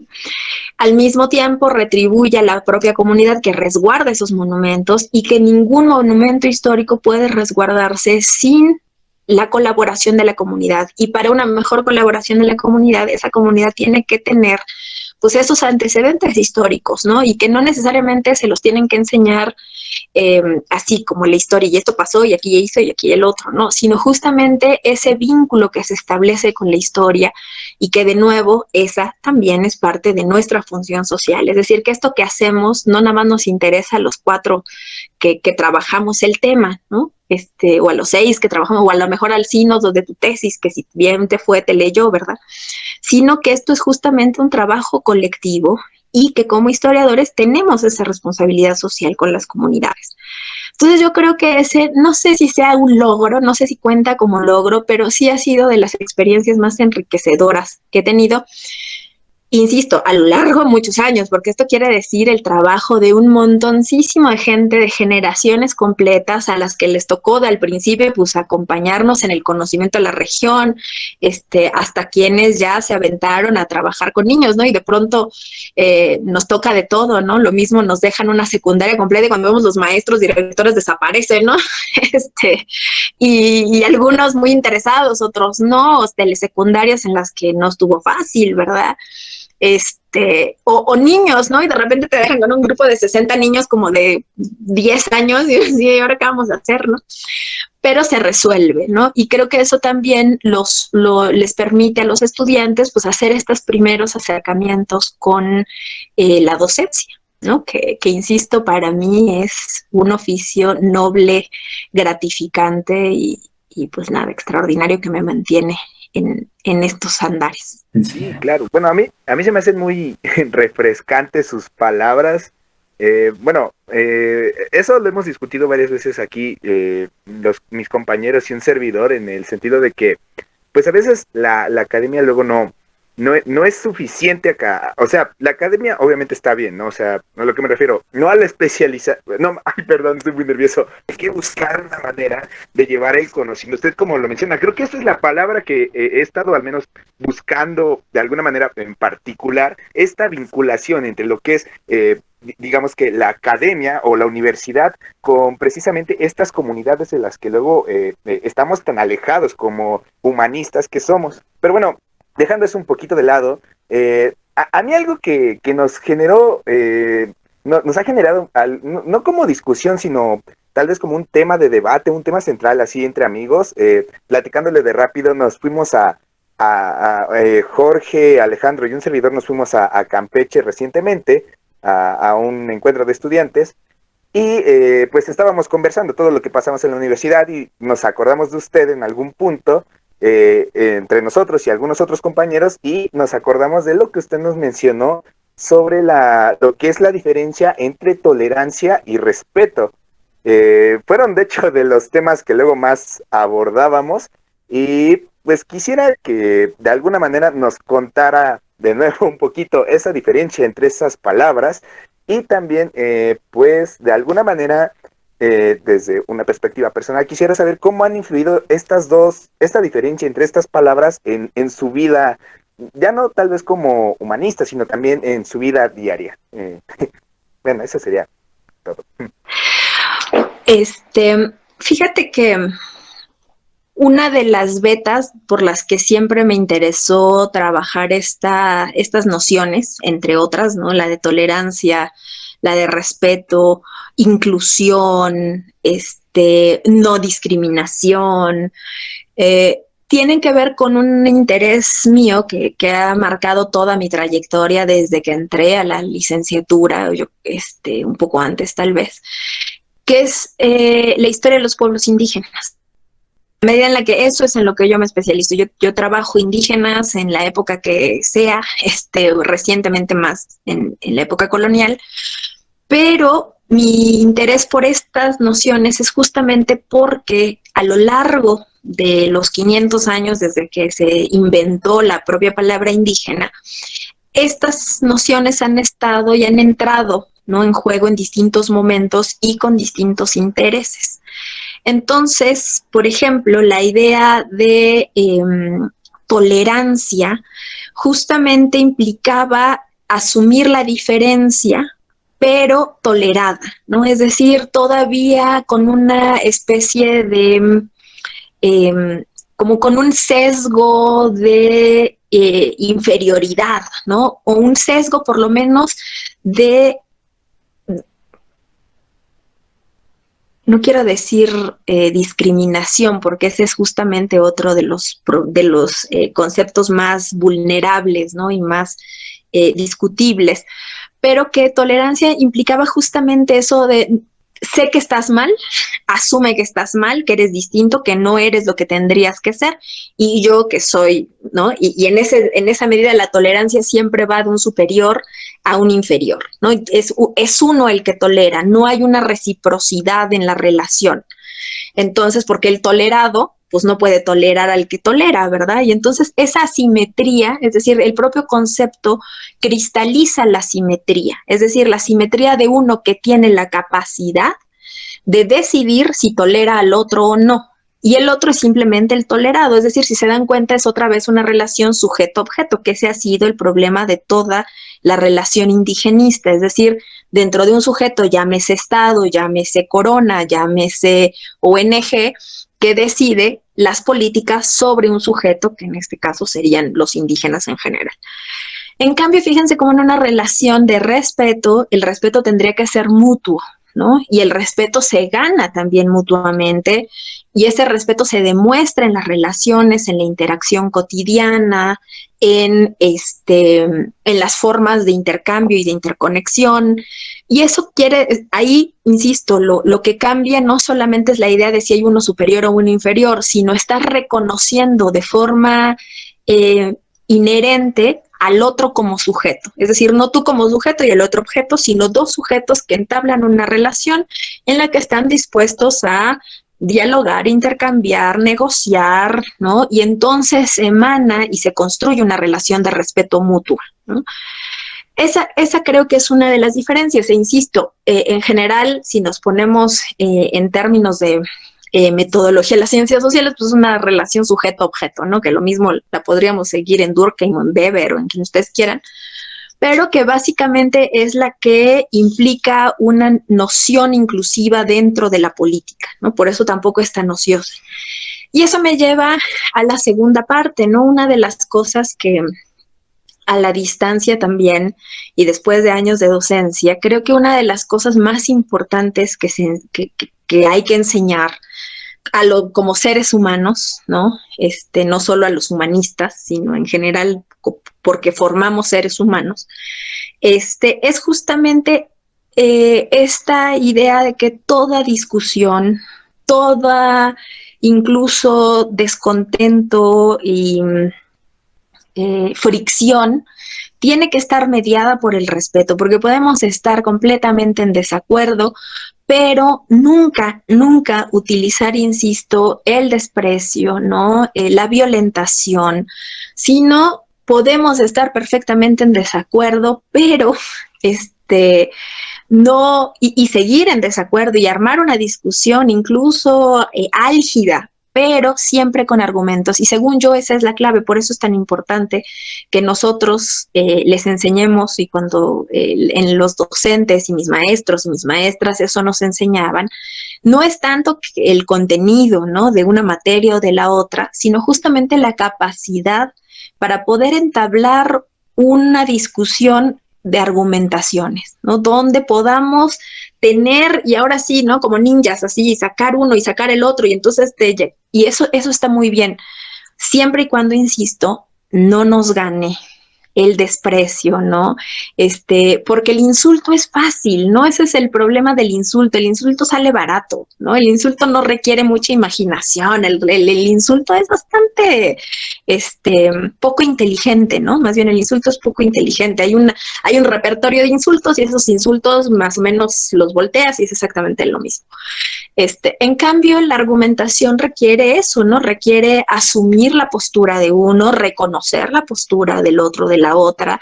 Y en ese sentido creo que lo que esperemos poder enseñarles, y ahora que ustedes participen también en espacios docentes, creo que eso importa más, ¿no? Que todo lo demás, que podamos enseñar, y que en algunos momentos justo de la docencia uno dice, híjole, bueno, sacrificaremos y no sabrán cuál es el circuito de la plata, ¿no?, en el siglo XVII, pero a cambio podrán saber, ¿no?, y hacer una serie de argumentaciones más claras, y por eso, pues, tantos ejercicios, tantos trabajos, tanto todo, porque yo creo que de la mano de esa habilidad argumentativa es que podemos garantizar discusiones sin el insulto barato, ¿verdad? Y por eso creo que estos dos temas, pues en general salen en clases, ¿no? Y sobre todo en este seguimiento, ¿no? En discusiones, por ejemplo, de redes sociales que platicábamos hace un rato, es muy fácil verlos, ¿no? Es muy fácil ver cuando alguien se agota, y cuando el argumento se agota, entonces ahí sí vienen el desprecio. Y no solo los insultos, ¿no? Este desprecio de asumir que, bueno, uno sabe y entonces el resto, pues pobrecitos y pobrecitas, ¿no? En fin, creo que por ahí iría, Gustavo. Muchísimas gracias, profesora. Un gustísimo volverla a saludar, aunque sea a la distancia. Ok, bueno, pues me tocó cerrar con esta entrevista. Obviamente quiero iniciar con lo que tengo desde que empezamos, que es saludarla, obviamente, profesora. Créame que es un gusto para mí, para mis compañeros, como ya se lo expresaron, que la tengamos aquí en nuestro podcast, y pues que nos platique un poco sobre estos temas que ya le hemos planteado. Y pues una vez más le reitero mi agradecimiento, mi emoción por verla otra vez, por ver que está muy bien. Y pues hablo por mí, por mis compañeros, y también seguramente por los que nos estarán escuchando, que son compañeros nuestros de generación, otras generaciones del UAM, que pues la extrañamos mucho y pues que esperemos algún día volverla a tener. Y bueno, un poco hablando sobre una de las primeras preguntas que le hizo Jorge acerca de los cambios que se podían dar. Por ejemplo, usted mencionaba, aquí lo tengo, acerca sobre la digitalización de los documentos. Más adelante se habló también de la revolución esta tecnológica, de los debates que se dan ahora en redes sociales. A mí me gustaría preguntarle un poco sobre qué considera usted que ha cambiado en la carrera, bueno, tanto de estudios latinoamericanos como en historia, con los temas que se ven en la actualidad, a diferencia de cuando usted cursaba su licenciatura, su maestría, porque por ahí hubo un profesor a nosotros que nos llegó a hacer un comentario en alguna de nuestras clases que decía, ustedes sacan historia hasta de las piedras, o sea, ustedes sacan temas que, vaya, o sea, por ejemplo, aquí tuvimos ya dos compañeros que son bueno, la dicha de tener dos compañeros. Tuvimos un compañero que estuvo de intercambio de Brasil, nos habló un poco sobre la situación pues del fútbol. No pregunte a lo mejor quién fue el que lo propuso, porque bueno, creo que eso es lo más obvio de que yo soy aquí el pambolero del grupo. Tuvimos también un compañero de Chile que nos habló sobre cómo se conmemoraba el 11 de septiembre en su país, y pues también fue una plática sumamente enriquecedora. Entonces, pues el enfoque de mi pregunta va hacia eso, digamos, en qué temas se trataban en la época en la que usted estudiaba, digamos, a comparación de los temas que se ven en esta época, ya que ahora usted da clases, perdón. Sería eso. También me da muchísimo gusto saludarte. Yo también estoy muy emocionada. También extraño mucho a la UAM, no crean que no. Yo espero también volver pronto. Fíjate que yo creo que la respuesta, mientras me contabas más o menos por dónde iba la pregunta, estaba pensando y decía, ¿qué tanto ha cambiado? Y entonces mi primera reacción era decir, uy, bueno, pues las tendencias ideológicas han cambiado, ¿no? Y particularmente en estudios latinoamericanos, cuando yo estudié, todavía estábamos estudiando teoría de la dependencia, por ejemplo, ¿no? Pero bueno, eso quiere decir, a mí me tocó ya el último refilón de esa idea de la historia desde la economía, ¿no? Porque pues estudios latinoamericanos lo habían fundado exiliados y exiliadas justamente de Sudamérica, que venían haciendo una crítica a este modelo impuesto desde Estados Unidos. No acababa todavía estábamos apenas con las repercusiones más inmediatas de la caída del muro de Berlín, en fin, ¿no? De esta reconstrucción del sistema mundo. Pero no, yo ya pensándolo después, esa no es mi respuesta. Mi respuesta es el género. Yo creo que si algo ha revolucionado, sacudido y puesto a temblar a todas las formas de la docencia, de la investigación, a los temas que están en boga y que se investigan, y que realmente está planteando la imperante e irrenunciable necesidad de volver a escribir la historia toda, es la perspectiva de género. Y eso es lo que ha puesto de cabeza al mundo, y el mundo necesitaba ser puesto de cabeza, ¿no? Y de género, insisto, no solamente por mujeres, que eso creo que ha sido una de las discusiones más necesarias, urgentes, y al mismo tiempo vamos avanzando lento respecto a la necesidad urgente que hay. Y es que no es lo mismo hacer historia de las mujeres, que se había hecho, que sí se ha hecho, sino una historia con perspectiva de género. Y esto quiere decir poder, relaciones asimétricas de poder.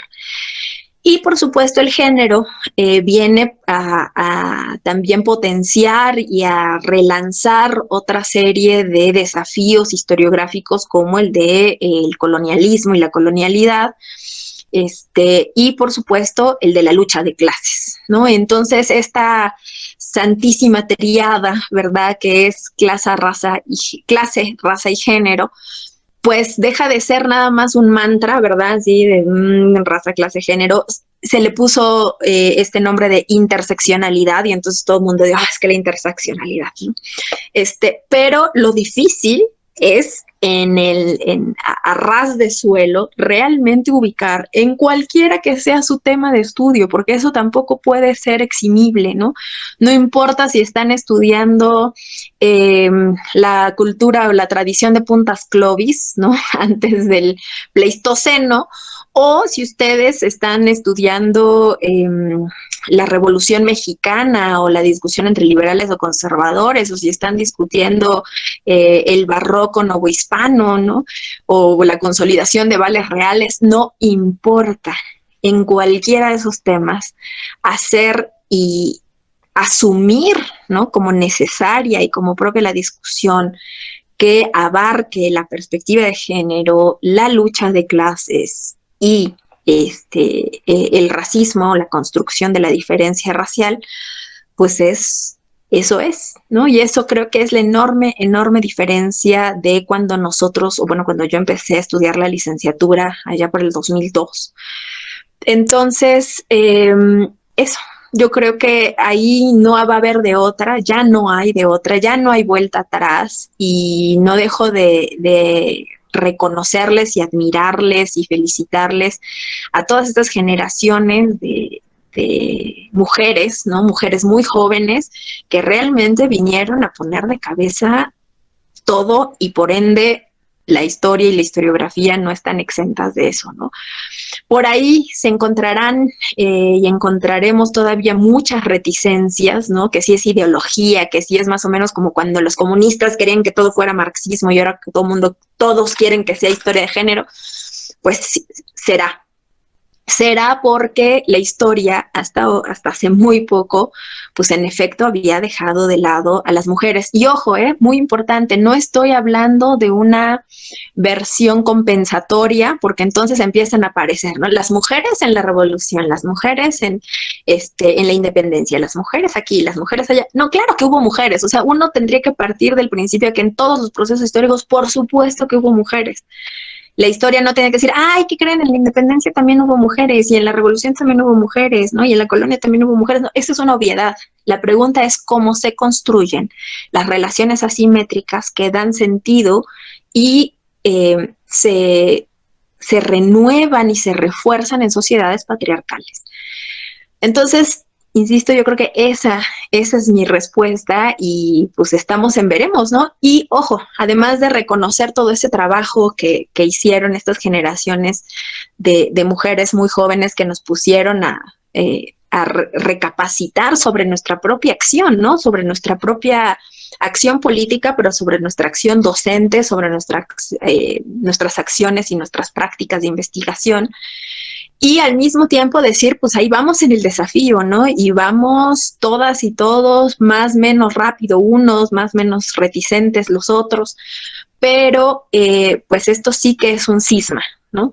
Yo sí lo diría y porque además pues estamos viendo y eso me da muchísimo gusto también a varias también colegas de ahí de la UAM, ¿no? Estudiantas que he encontrado en el archivo por ahí que nos hemos estado conectando, ver que están haciendo una serie de trabajos que están respondiendo a esta necesidad intrínseca y así como iniciábamos la conversación diciendo que la historia tiene que cambiar en función de las necesidades de la sociedad, pues entonces esta historia de género no solamente me da gusto verla, sino también pues asumir públicamente, ¿verdad?, como propio el compromiso de esa transformación. Y pues un llamado a que le empecemos a meter recio a las discusiones y a la teoría y a los conceptos, porque además, insisto, ¿no?, para no hacer una historia compensatoria, nada más decir, bueno, sí, también hubo mujeres, una historia que realmente atienda a las mujeres como sujetas históricas, requiere una sólida formación metodológica, una sólida formación teórica y entonces pues nada, a ponernos al corriente, ¿verdad?, con todas estas innovaciones y exigencias para el quehacer histórico. Perfecto, muchísimas gracias. Precisamente sí, aquí también hemos tenido algunas compañeras que nos han presentado temas relacionados a la mujer, por ahí temas tanto de la prostitución, por ejemplo, en el porfiriato, que han sido temas sumamente interesantes. Yo por ahí en este tiempo que se han dado las clases virtuales con mi compañero Jorge, por ahí hicimos algún trabajo en algún momento sobre Argentina, sobre la dictadura de Videla. Una vez más, disculpe que insista con esto, pero otra vez tema relacionado con el fútbol. Pero salió, por ejemplo, aquí lo tengo, el tema de las madres de la Plaza de Mayo. Y la verdad es, o sea, yo la verdad que desconocía de ese tema, nos pareció algo fundamental, muy interesante para abordar un poco más a profundidad dicha investigación sobre esto, ¿no? Entonces, pues me parece muy bien lo que, pues sí, estos temas que se están dando en este momento, a diferencia, ya lo mencionaba, de la época en la que usted cursaba que tomaba su licenciatura, su maestría, su doctorado, etcétera. Y bueno, ya para finalizar con esta entrevista, hace un momento mencionaba que pues usted hace la historia de los pueblos indígenas, ¿no? Sobre, digamos, del país que ustedes me pongan, yo hago historia sobre eso, ¿no?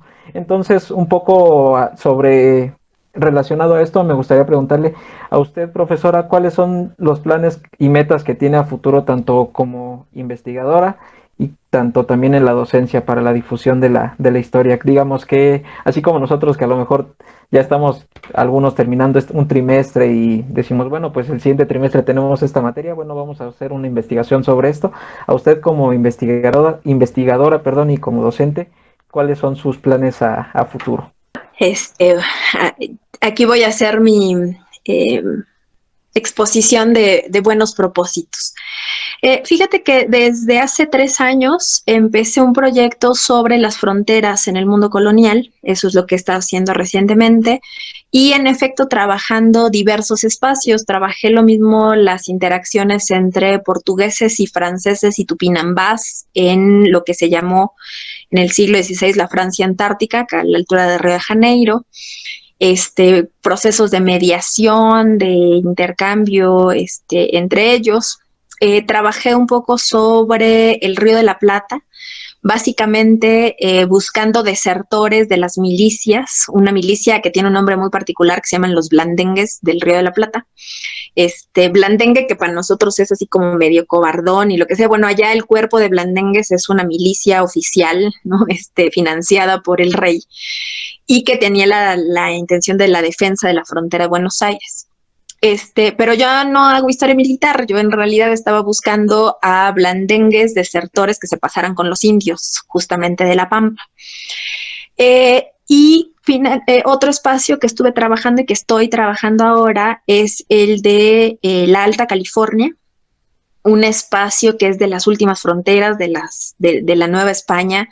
La Baja California ya había tenido una experiencia de misiones, pero la Alta solamente a partir de 1769 con los franciscanos y el sistema de misiones.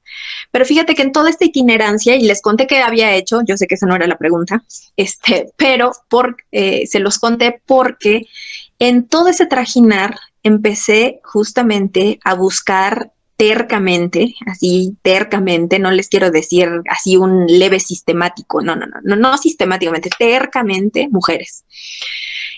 Y tercamente porque en las fuentes están siempre huidizas, ¿no? Están siempre entre líneas, están siempre mediadas, están siempre en relaciones de poder donde ellas están en franca desventaja. Y entonces mi proyecto justamente es un proyecto que se inscribe en una intención que siempre he tenido y ahí voy trabajando como hormiguita poco a poco, que es la idea de historia comparada, historia colonial comparada, comparando dos fronteras, estos dos extremos del imperio hispano, ¿no? El Río de la Plata en el sureste del continente, bueno, no tan al sureste, pero bueno, la desembocadura del Río de la Plata y la Alta California en el noroeste, ¿no?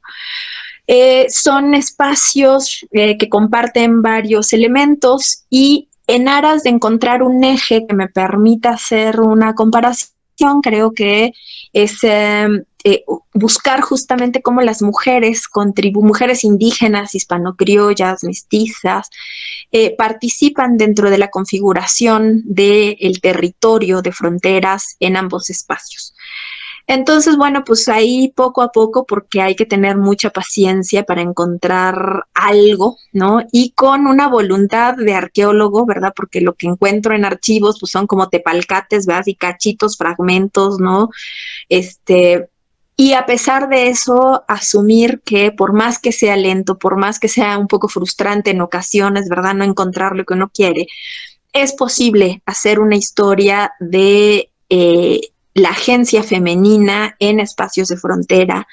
En este caso me estoy centrando en el siglo XVIII, porque ambos espacios tienen esta configuración en ese momento, pero que al mismo tiempo estas mujeres no nada más es decir, bueno, y aquí hay una y fíjense cómo aquí hay otra, ¿no? Sino que son parte constitutiva de los procesos de territorialización de ambas regiones. Y bueno, a partir de eso, pues he encontrado cosas buenísimas, ¿no? Hay casos inauditos y ahora justamente estoy trabajando y espero terminar lo más pronto posible en sobre las mujeres y las representaciones que hacen de ellas en las misiones de la Alta California, ¿no?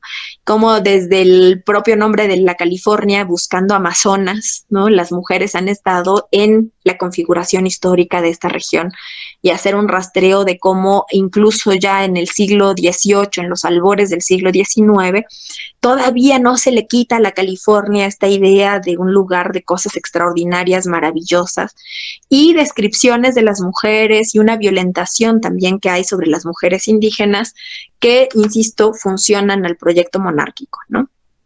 De nuevo, la discusión es sin victimizarlas, tampoco dejar de lado que esta diferencia, ¿no? Y de cómo hombres y mujeres, varones y mujeres, vivieron el proceso de conquista, hace justamente poder preguntarnos por los roles que ellas asumieron, por la diferencia de cómo vivieron esos procesos y en ese sentido, pues hacer una explicación de la frontera que normalmente se asocia con los varones, ¿no? Porque la frontera es ese espacio inhóspito, lejano, ¿no? Donde los caudillos llevan a sus hombres, ¿no? De confrontación bélica, en general los espacios militares son asociados directamente a la masculinidad, y como en estos espacios también es posible encontrarlas, y de nuevo, encontrarlas no solo mencionadas, sino como agentes e intermediarias de los procesos de aculturación, territorialización, de esta región, ¿no? Particularmente de la Alta California. Entonces, bueno, pues espero pronto contarles cómo va y que esté listo lo más pronto posible, porque insisto, creo que hay mucho compromiso, ¿no? Con empezar a atender esta exigencia de rearticular una historia que no excluya la agencia femenina. Ok, pues perfecto. Muchísimas gracias, profesora. Yo sé que ahorita a lo mejor ya Raúl tiene algunas palabras para despedirla de usted. Yo también, pues, como todos, creo que nos queremos despedir y dedicarle unas palabras. Pues, una vez más agradecerle el que nos acompaña aquí de parte del elenco, de algunos compañeros que digamos, bueno, no son parte del proyecto, son amigos de nuestra generación que supieron quizá que va a estar con nosotros, que pues también nos pidieron que le mandáramos muchos saludos. Créame que no podría darle todos los nombres en total, pero le aseguro que son muchos. Y bueno, ya nada más yo me quedo con un recuerdo que quería compartir, que en alguna clase de América Latina estábamos viendo el caso de Argentina, estábamos viendo un tema de Argentina. Una de las cosas que más me acuerdo que llegaba a decir, digamos, como para romper el hielo, que fue sobre que cuando usted se ganara la lotería nos iba a llevar a pasear por allá, a Argentina o a alguno de otros países. Entonces, pues esperemos que se dé ese momento y esperemos la invitación. Entonces, pues muchísimas gracias. Sigue en pie. En cuanto me lo gane, no se preocupen, vamos a ir. Muy bien. Ya entrando un poquito más en este tema informal y poniéndonos un poquito más así como a pensar en el que hubiera así o además se me acaba de ocurrir, ¿no?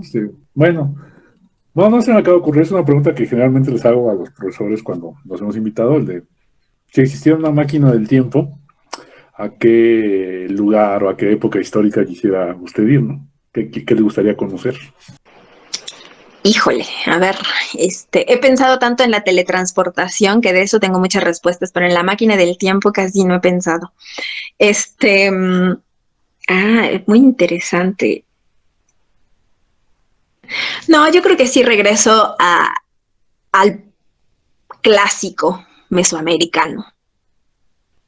Al clásico, de preferencia no de más igual, ¿verdad? Porque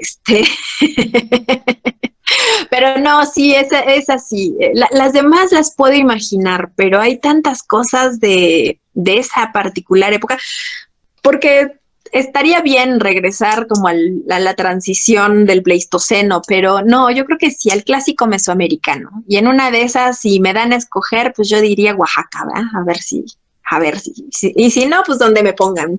Pero bueno, esa sería, a ver si no me arrepiento.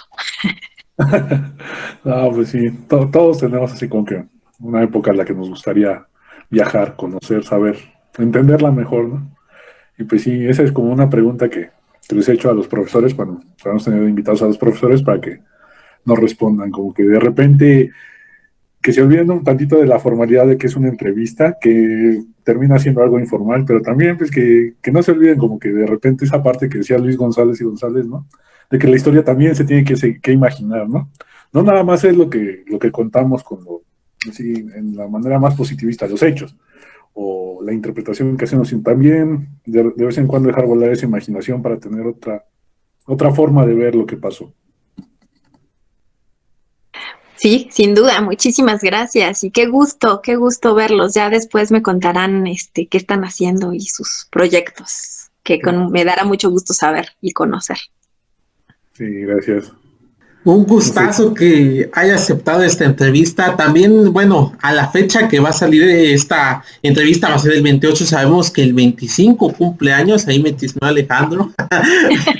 Así que pues de una vez, bueno, ahorita es adelantado, pero cuando salga este capítulo va a ser atrasado. Le queremos dar pues una felicitación por su cumpleaños, Sí. por su cumpleaños y que siga cumpliendo más, ¿no? Y que pues nos siga deleitando con sus clases y también a las generaciones que les dé clases también inculque lo mismo, que creo que es muy importante. Muchas veces los profesores a veces nos cierran o nos ponen trabas, pero yo creo que usted ha sido una de esas pocas profesoras que nos ha puesto retos, ¿no? Que en su momento tal vez, y alguno de nuestros compañeros pudo haber dicho, ¿para qué hacemos esto? ¿Para qué hacemos esta actividad? Y ya después a futuro decimos, no, pues sí sirvió y sí es cierto. Y recordábamos, y bueno, aquí ya Alejandro y Jorge han recordado algunos ejercicios que pues al final sí nos han servido como la reflexión y pues que es algo que nos va a marcar la vida como profesionistas, ¿no? En lo que hagamos, investigación, docencia, etcétera.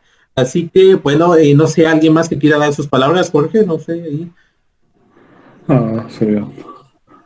Pues despedir las gracias, profesora, por estar aquí, de verdad es un gustazo, como ya lo dijeron, sin sonar trillado, creo que ha marcado mucho nuestras experiencias académicas de todos los presentes, aquí sí no hay omisiones, entonces pues igual un abrazo y felicidades por su cumpleaños y bueno, esperemos verla pronto ya por Guam y qué gustazo tenerla por acá y de verdad muchas gracias por haber aceptado la entrevista, profesora, mucho éxito en lo que venga. Sí, en definitiva. Adelante. Bueno, en definitiva, pues, un gusto, un honor haber vuelto a verla por aquí, platicar y demás, y sí alejarnos quizá un poquito del aula, y de repente, pues ya, aunque empezamos así medio serios, pues ya luego se va haciendo esto más tranquilo, más relajado.